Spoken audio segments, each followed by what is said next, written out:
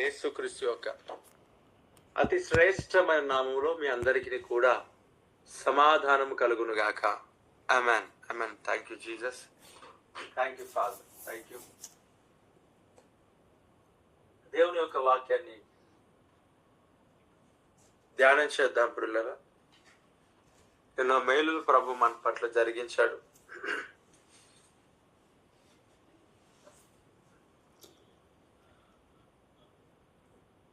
ఎన్నో మేలులు దేవుడు మన పట్ల జరిగించాడు. ఎంతో కాపుదలను ప్రభు మనకిచ్చాడు. ఈ ఉదయకాల సమయాన్ని దేవుడు మన జీవితంలో ఇవ్వటకు మనము అపాత్రులము, అయోగ్యులమైనప్పటికీ ఆ దేవాది దేవుడు మన జీవితంలో ఎన్నో మేలు చేసి ఆయన మనకిచ్చిన ఈ కృపను బట్టి సమస్త మహిమ ఘనత ప్రభావం దేవునికి చెల్లును గాక. ఆమేన్. ప్రియులారా, ఆ ప్రభుని యేసుక్రీస్తు శిష్యులందరూ కలిసి దేవుని యొక్క ఆ యేసుక్రీస్తు ప్రభు ఆ ఓడలో పక్కన వెళ్ళి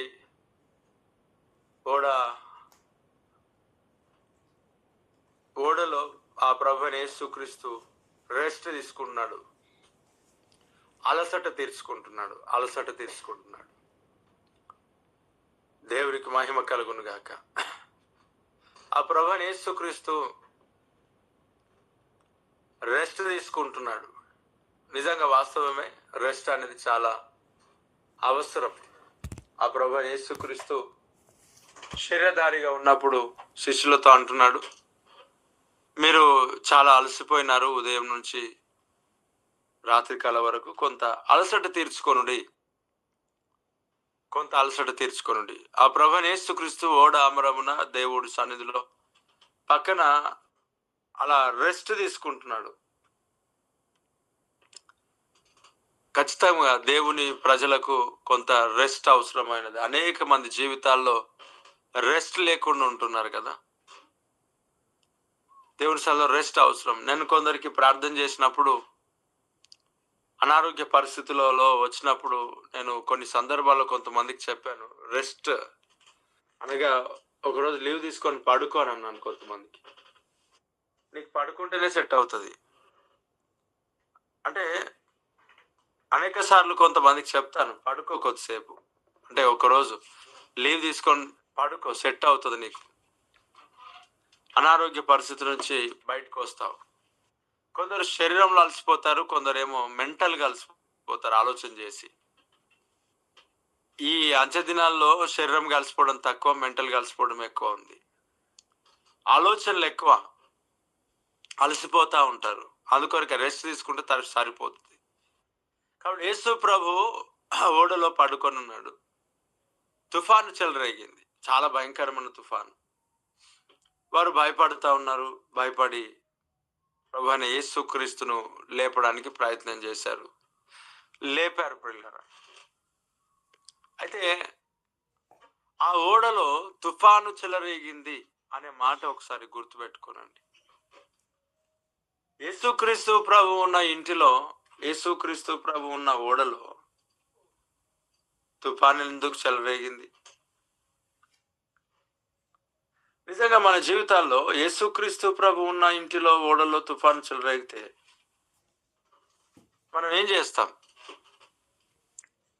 ఒకవేళ మన జీవితాల్లో ఇప్పుడు వస్తున్న తుఫానులను బట్టి ఇతరులు ఏమనుకుంటారనంటే వీరు సరిగ్గా లేరు అని అనుకుంటారు. అన్ని తుఫాన్లు ఒకదానికి సంబంధించినవి కాదు. యోనాకు రేగిన తుఫాను వేరు, ఇక్కడ శిష్యులకు రేగిన తుఫాను వేరు. దేవునికి స్తోత్రం. కాబట్టి యోనాకు తుఫాను వచ్చింది, అది వేరు. యోబుకు తుఫాను వచ్చింది, అది వేరు. ఇక్కడ శిష్యులకు తుఫాను వచ్చింది, ఇది వేరు. ఒక తుఫాను ఒకటి కాదు కదా. ఇప్పుడు ఉదూద్ అనేది ఒకటి వచ్చింది, సైక్లోన్. మొన్న ఏదో పొంత అనేది ఒకటి వచ్చింది. అంటే ఒక్కొక్క తుఫానుకు ఒక్కొక్క పేరు అనేది, నామకరణం అనేది జరిగిస్తూ ఉన్నారు. వర్షాలను ఈ ఏదైతే తుఫాన్ ఉందో ప్రతి ఆ తుఫానుకు ఒక్కొక్క పేరు అనేది పెడతా ఉంటారు.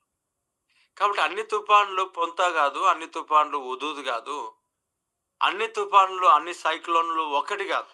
అంటే డిఫరెంట్ అనేక రకరకాలుగా తుఫానులు చెలరేగుతా ఉంటున్నాయి భూమి పైన.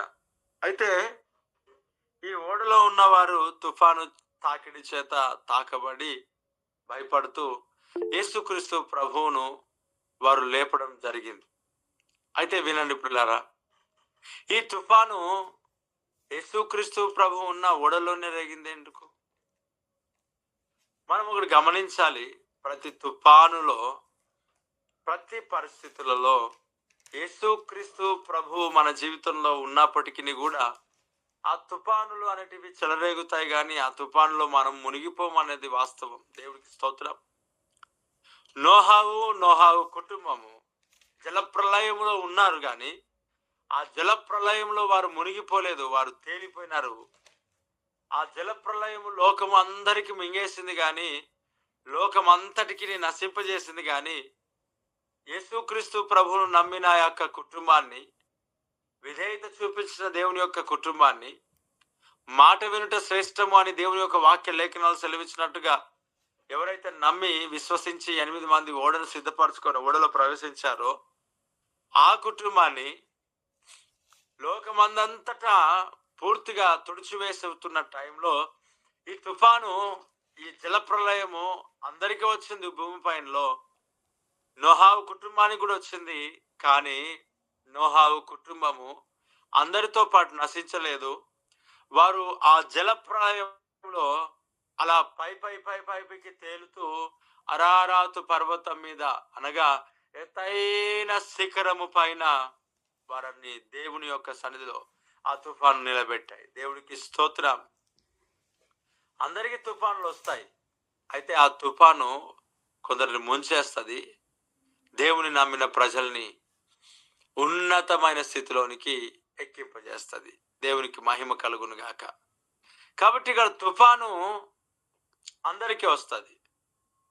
అంటే నువ్వు నీ దగ్గర నీ జీవితంలో ఈ రోజు వచ్చిన తుఫాను, లేక గడిచిన దినాల్లో వచ్చిన తుఫాను, ఈ తుఫాను అన్నిటిలో ఆ ప్రభువు లేడనుకుంటున్నావా? ఓడ నీ ఇల్లే, నీ కుటుంబమే, నీ జీవితమే. నీ జీవితంలో నీ ఓడలో ఆ ప్రభుని యేసుక్రీస్తు లేడని ఆలోచన చేస్తున్నావా? వచ్చిన తుఫానులో ప్రభువు లేడని ఎందుకు అనుకుంటావు? వచ్చిన తుఫానులో ఇన్ని సంవత్సరాలుగా వచ్చిన తుఫానులో ప్రభు లేకపోతే నువ్వు నశించిపోయేదానివి కదా. అంటే ప్రభువు నీ జీవితంలో లేడని నువ్వు ఎందుకు అనుకుంటున్నావు? తుఫాను రావడం బట్టి యేసు ప్రభు లేడని మనం అనుకోవడానికి వీల్లేదు. ఆ తుఫానులో నుండి రక్షించే దేవాది దేవుడు నీ పక్కనే ఉన్నాడని ఎప్పుడు కూడా మర్చిపోకూడదు. ఇప్పుడు ఒకసారి మనం ఆలోచన చేస్తే యోహాను సువార్త 1వ అధ్యాయము 3వ వచనాన్ని నేను చదువుతున్నాను. యోహాను సువార్త 1వ అధ్యాయము 3వ వచనాన్ని నేను చదువుతున్నాను. చూడండి ప్రియులారా, ఆయన అంటున్నాడు, కలిగి ఉన్నదేది ఆయన లేకుండా కలగలేదు. దేవునికి స్తోత్రం. హల్లెలూయా. కలిగి ఉన్నదేది ఆయన లేకుండా కలగలేదంట. అంటే ప్రతిదీ ఆయన యొక్క పర్మిషన్తోనే వస్తున్నాయి. ఏదైతే నీ జీవితంలో కలిగిందో వితౌట్ దేవుని యొక్క పర్మిషన్ నీ యొక్క జీవితంలో అడుగు పెట్టుట అసాధ్యము. Praise the Lord. అంటే కీడు, అపాయములు ఇవన్నీ ఆయన పర్మిషన్తో వస్తున్నాయి. ఎస్, ఆయన పర్మిషన్ లేకుండా నీ దగ్గరికి ఏది తట్టుతుంది నీ డోర్? కానీ ప్రభువైన యేసుక్రీస్తు కీడు విషయమై శోధింపడు అని అంటున్నాడు వాక్యం. మరి వస్తున్నాయి కదా శోధనలు. అవును, ఆయన పర్మిషన్ ఉంది. ఎందుకు ఆయన పర్మిషన్ ఎలాగిస్తాడు? పోయి ఆయనను శోధించి అంటాడా? అలాగనడు. మనం దేవునికి వ్యతిరేకంగా నడిచిన మన యొక్క పరిస్థితులను బట్టి దేవుడు కొన్ని సందర్భాల్లో మౌనంగా ఉంటాడు. అలాగే యేసుక్రీస్తు ప్రభు మన పాపములు, మన యొక్క బాధలన్నిటిని భరిస్తున్నప్పుడు, మన పాపాన్ని ఆయన సహిస్తున్నప్పుడు తండ్రి అనే దేవుడు మౌనంగా ఉన్నట్టుగా మనం చూస్తున్నాం. అంటే కొందరి యొక్క భారాన్ని మనం భరిస్తున్నప్పుడు ఆయన మౌనంగా ఉంటాడు, కొన్ని నేర్పిస్తూ ఉంటాడు, అనుభవ జ్ఞానంను దేవుడు మనకు అనుగ్రహిస్తూ ఉంటాడు. అంటే ఆయన మౌనంగా ఉన్నంత కాలము అక్కడ చూడండి, ఓడలోనే పడుకొని ఉన్నాడు, ఓడలోనే ఉన్నాడు. కలిగి ఉన్న తుఫాను ఆయన లేకుండా లేదు. ఆయన ఉన్నప్పుడే తుఫాను వచ్చింది, ఆయన లేనప్పుడు కాదు, ఆయన ఉన్నప్పుడే వచ్చింది తుఫాను. అంటే కలిగి ఉన్న తుఫాను ఆయన లేకుండా లేదు, ఆయనతోనే ఉన్నది ఆ తుఫాను. పిల్లారా చూడండి, ఇప్పుడు కలిగి ఉన్నది ఏది ఆయన లేకుండా లేదంట. నీ జీవితంలో నువ్వు ఎదుర్కొంటున్న ప్రతి సమస్య దేవునికి తెలుసు, ఆయన పర్మిషన్తోనే ఉంది. అపోస్తలుడైన పౌలుకు ముళ్ళు దేవుని పర్మిషన్తోనే ఉంది. అది నీ జీవితంలో ఆరోగ్యం కొరకు ప్రార్థిస్తున్నావేమో, ట్రాన్స్ఫర్ కొరకు ప్రార్థిస్తున్నావేమో, బలము కొరకు ప్రార్థిస్తున్నావేమో, గర్భఫలం కొరకు ప్రార్థిస్తున్నావేమో, వివాహం కొరకు ప్రార్థిస్తున్నావేమో, జాబ్ కొరకు, ట్రాన్స్ఫర్ విషయము, అలాగే శాలరీ ఇంక్రిమెంట్, వ్యాపారము, పొలము, స్థలము, ఇల్లు, వాకిలి, కుటుంబము, పరిచర్య, ఇంకా ఎన్ని ఉంటాయి, వీటన్నిటి కొరకు నువ్వు ప్రార్థిస్తున్నావేమో, నీ పిల్లలు, అనేక విషయాలలో నువ్వు ప్రార్థిస్తున్నప్పటికీ నీ జవాబు నువ్వు పొందుకోలేకపోవడానికి గల కారణము దేవుడే అనుమతించాడేమో. అవి ఎందుకు జరగట్లేవు? ఆయన లేకుండా అది ఉండదు కదా. నువ్వు ఈరోజు నువ్వు జ్ఞానోదయం కావాలా, నీకు కొన్ని అర్థం కావాలా, ప్రభా నువ్వు లేకుండా ఇది లేదు ప్రభా, నీ పర్మిషన్తో ఇది వచ్చింది, ఎందుకు నా జీవితంలో ఇది అనుగ్రహించావు. కొన్ని సందర్భాల్లో కొంతమంది పిల్లరా, నేను అన్ని విధాలుగా ప్రార్థన చేశానన్నా కానీ నా జీవితంలో రిజల్ట్ దొరకట్లేదు. నేను అన్ని రకాలుగా ప్రార్థన చేసి చూశాను, నేను సేవకులతో అనేక ప్రజలతో ప్రార్థింపజేశాను, అయినను నా జీవితంలో నేను ఆశించింది నాకు దక్కట్లేదు, నేను కోరుకున్నది నా జీవితంలో నేను పొందుకోలేకపోతున్నాను. నేను అన్నాను, అది పొందుకోవట్లేను, అది నాకు దొరకట్లేదు, అది నాకు దక్కట్లేదు అనే ఒక ఆలోచన పక్కన పెట్టి, నువ్వు అనుభవిస్తున్న దాంట్లో దేవుని యొక్క చిత్తం, దేవుని యొక్క ఉద్దేశం ఏమైనదో ఎప్పుడైనా అడిగారా? ఒక ఎగ్జాంపుల్, ట్రాన్స్ఫర్ విషయంలోనే ప్రార్థిస్తున్నామేమో, లేక జాబ్ వేరేది కావాలనే ప్రార్థిస్తున్నామేమో. కొన్ని సందర్భాల్లో మనం ఇవన్నీ ప్రార్థిస్తాం, ఓకే మంచిదే, కానీ దేవుని యొక్క సన్నిధిలో ఎందుకు అవి జరగట్లేవు అంటే మనం అక్కడే ఉండాలని ఒక దేవుని ఏమో చిత్తం ఉందా, దేవుని ఉద్దేశం ఉందా? మనం ఏర్పాటు చేసుకున్న స్థలంలోనే ఉండాలనుకుంటాం, కానీ దేవుని చిత్తం వేరే వేరే స్థలాల్లో దేవుడు సాక్షిగా నిలబెడదాం అనుకుంటాడు. 1, 2 కాదు, నువ్వు అనుభవిస్తున్న ప్రతి సమస్య, ఇబ్బందికరమైన పరిస్థితుల్లో నువ్వు ఏదైతే ఉన్నావో ఖచ్చితంగా ఆయన లేకుండా రాలేదు. ఇప్పుడు యోబు ఎవరైతే ఉన్నారో, దేవుని పర్మిషన్ లేకుండా అపవాది యోబు దగ్గరకు వచ్చాడా? రాలేడు కదా. కాబట్టి నీ జీవితంలో ఎదుర్కొంటున్న ప్రతిదీ దేవునికి తెలుసు, ఆయన ఎందుకో మౌనంగా ఉంటున్నాడు. కలిగి ఉన్నది ఆయన లేకుండా కలగలేదు. కాబట్టి నీ జీవితంలో ఏదైతే ఎదుర్కొన్నావో దాన్ని బట్టి నువ్వు అటు ఇటు పరిగెత్తక, ప్రభు నువ్వు లేకుండా నాకు ఇది కలగలేదు, ఎందుకొరకు కలిగింది నాకు తెలియచేయి, నా జీవితంలో ఈ యొక్క పరిస్థితుల నుంచి నేను విడిపించబడాలా, నేను విడుదల పొందుకోవాలా, కలిగి ఉన్నది ఏదైనా సరే నువ్వు లేకుండా నా జీవితంలో లేదు ప్రభా. అంటే ఈరోజు ఈ సమస్య వచ్చిందని అంటే, ఈరోజు నేను ఎదుర్కొంటున్నాను అంటే నీకు తెలుసు కదా. కాబట్టి నీవే నా జీవితంలో ఒక అద్భుతం చెయ్యి అని ఆయనకు అవకాశం ఇస్తే, ఆ ప్రభువైన యేసుక్రీస్తు లేచి గాలిని గద్దించి సముద్రమును నిమ్మలం చేసి నీ ఓడను ప్రశాంతతలోనికి నడిపించేవాడుగా ఉన్నాడు. ప్రైజ్ ద లార్డ్, హల్లెలూయా. ఆ ప్రభు నీ జీవితంలో ఆయనకు తెలియకుండా ఏది ఆయనకు చెప్పకుండా, ఆయనకు తెలియకుండా, ఆయనకు కనబడకుండా లేదు. ప్రతిదీ నువ్వు ఎదుర్కొన్న ప్రతి పరిస్థితి ఆయనకు తెలుసు. కలిగి ఉన్నది ఏది ఆయన లేకుండా లేదు.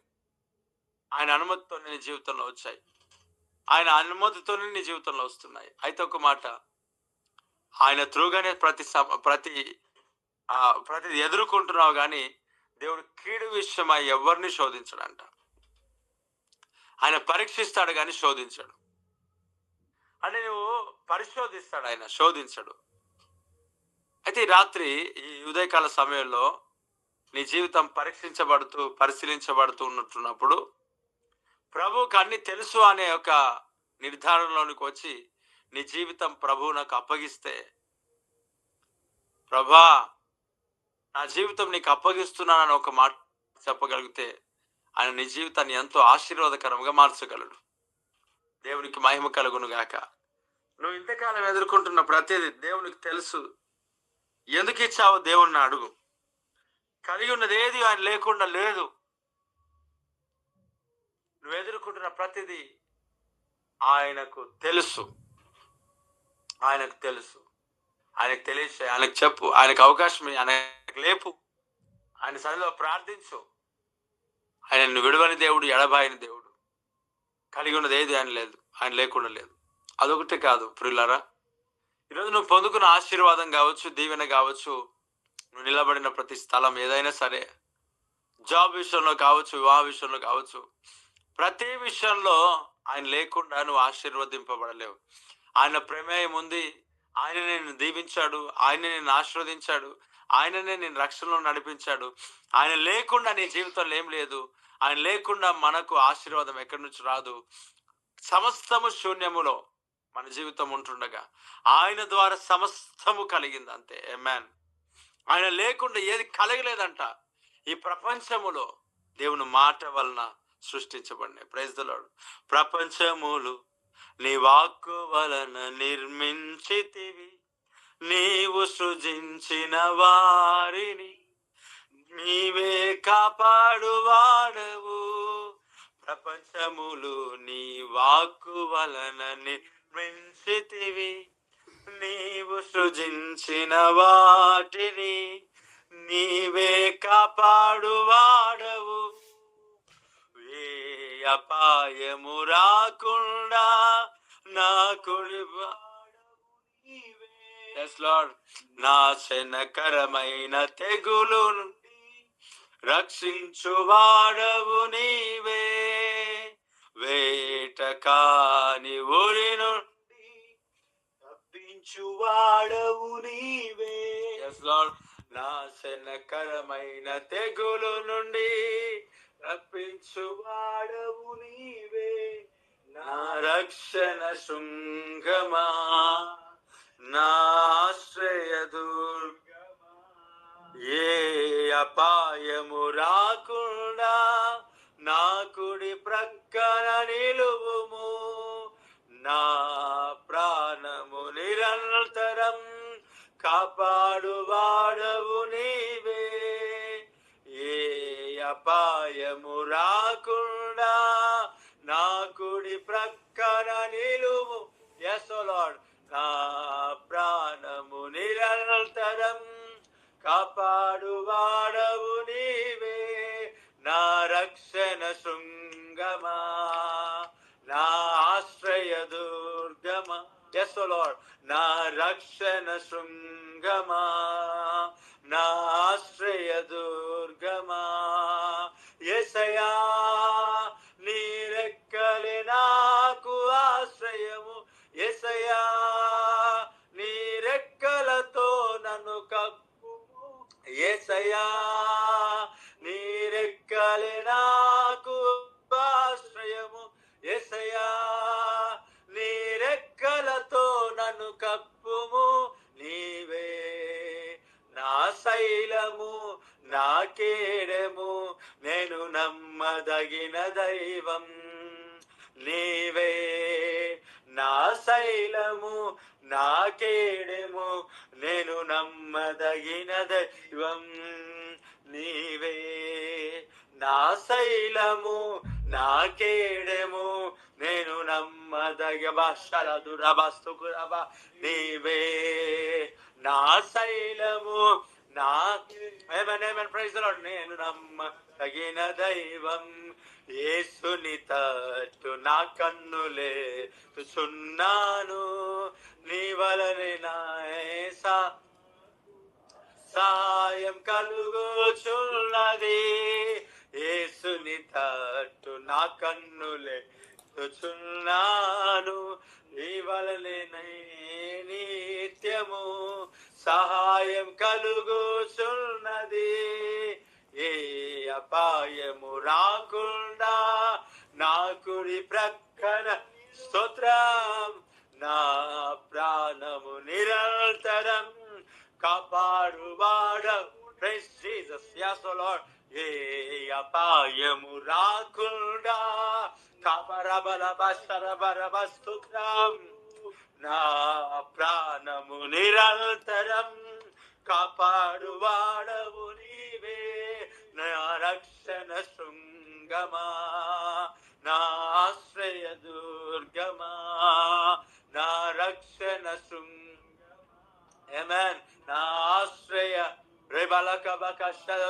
యేసయ్యా, నీ రెక్కలే నాకు ఆశ్రయము. యేసయ్యా, నీ రెక్కలతో నన్ను కప్పుము. యేసయ్యా, నీ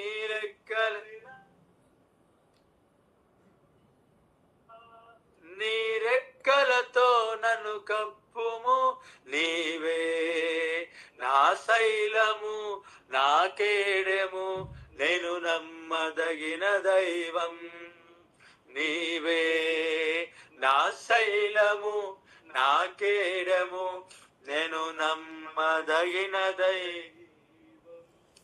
ప్రపంచములు ఆయన వాక్కు వల్లనే కలిగినాయి. అది అందు వాక్యం ఉండెను, ఆ వాక్యమే దేవుడై ఉండెను. ఆ వాక్యం దేవుని యొద్ద ఉండెను, ఆ వాక్యమే దేవుడై ఉండెను. ఆ వాక్యమే శరీరధారి అయి కృపా సత్య సంపూర్ణుడిగా మన మధ్యలో నివసించను. వాక్యం యేసు ప్రభు. ఆయన లేకుండా ఏది కలగలేదంట. ఈరోజు నీ జీవితంలో ఆయన ద్వారా ఆయన వాక్కును పంపి బాగు చేస్తున్నాడు. Praise the Lord. తన వాక్యం చేత నిన్ను దర్శిస్తూ బలపరుస్తూ స్వస్థపరుస్తూ నడిపిస్తున్నాడు. ఈ మాటలు నీ జీవితంలో ఫలభరితముగా మార్చబడును గాక. ఆమేన్. ఆమేన్. సజీవుడా, ప్రతి మాట స్థిరపరిచి బలపరిచి అక్కడికి సిద్ధపరిచి కలిగి ఉన్నది ఏది నువ్వు లేకుండా లేదని నీ సన్నిధిలో మొరపెట్టి ప్రార్థించి విజయం పొందుకునే కృప మాకు కలుగచ్చు. యేసు నామమున తండ్రి. ఆమేన్.